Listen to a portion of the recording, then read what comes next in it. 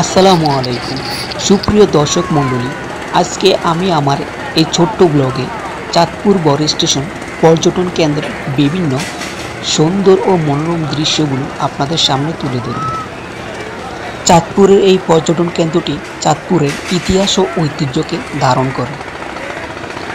এর দক্ষিণ দিকে রয়েছে ডাকাতিয়া নদী, পশ্চিম দিকে রয়েছে পদ্মা নদী এবং উত্তর দিকে রয়েছে মেঘনা নদী।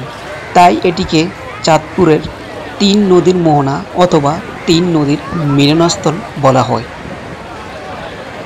এটির তিন দিক দিয়ে নদী দিয়ে আবৃত।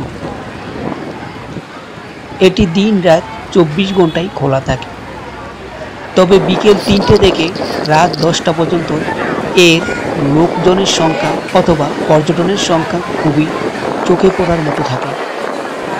বেলা 3টার পর থেকে এখানে পর্যটকদের আনাগোনা বেড়ে যায় এবং দোকানপাটের ব্যবসা বাণিজ্যের বেচাকেনাও অধিকাংশই বেড়ে যায়। এই পর্যটন কেন্দ্রে অধিকাংশ পর্যটক হলো মেয়ে, তাই চাঁদপুরের লোকজন মজার ছলে বলে ওঠে চাঁদপুর বড় স্টেশন স্কুল অ্যান্ড কলেজ। একে ঘিরে তৈরি হয়েছে বিভিন্ন দোকানপাট, ব্যবসা বাণিজ্য, বিশেষ করে নৌকার ব্যবসা। এখানে আপনি নৌকা অথবা ট্রলার দিয়ে নদীর মাঝখানে ঘুরে আসতে পারেন এবং আপনি দেখে আসতে পারেন মেঘনা, পদ্মা ও ডাকাতিয়া নদীর মিলনস্থল। এখানে দূর দূরান্ত থেকে হাজার হাজার পর্যটক ছুটে আসে। প্রতিদিন এখানে হাজারো লোকের ভিড় চোখে পড়ার মতো থাকে। এখন আমি রয়েছি দক্ষিণ দিকে।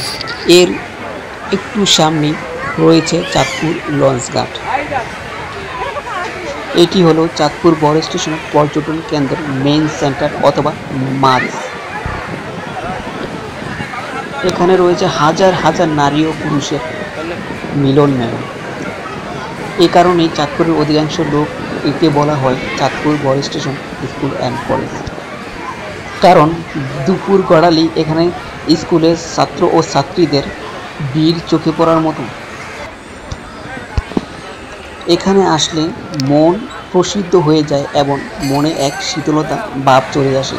এখানে রয়েছে প্রচুর ঠান্ডা হাওয়া, যা মানুষের মনকে অনেক আনন্দদায়ক এবং প্রফুল্ল করে তোলে।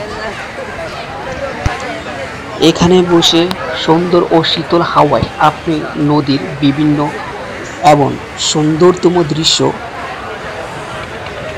আপনার হৃদয়ে ধারণ করতে পারেন। দেখতে পারেন নদী পাড়ের মানুষের জীবন এবং তাদের মাছ ধরার রীতিনীতি। এটা হলো চাঁদপুর বড় স্টেশন ইলিশ চত্বর। এখানে রয়েছে চাঁদপুরের ঐতিহ্য এবং ইতিহাসকে লালন করে যে তা হলো ইলিশ মাছ।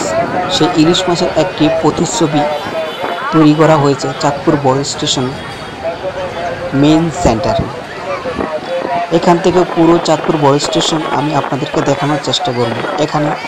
এটাকে কেন্দ্র করে তৈরি হয়েছে বিভিন্ন ব্যবসা প্রতিষ্ঠান, ছোটোখাটো মানুষের জীবিকা এখান থেকে চলে। বিভিন্ন মানুষের আনাগোনা, প্রতিদিন হাজারো মানুষের দল। খুবই সুন্দর এবং মনোরম দৃশ্য, যা মানুষকে বারবার আকৃষ্ট করে।